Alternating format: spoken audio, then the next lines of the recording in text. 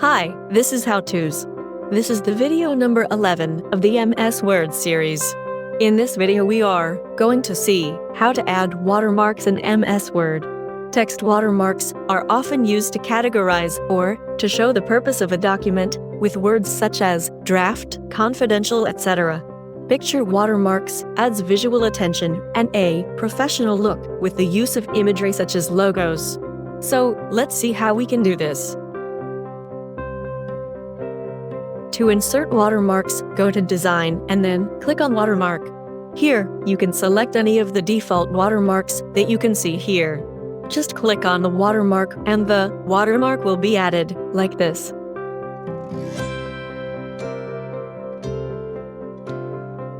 You can add custom watermarks as well. Simply click on Watermark and then click on Custom Watermark and enter the watermark that you want to add, like this.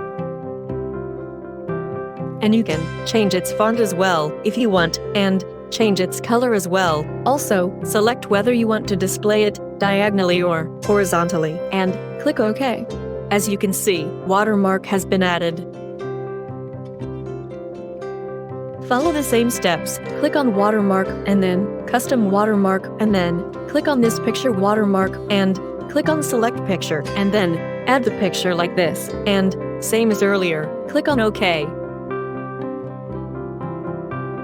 So, this is how you can add watermarks in Word.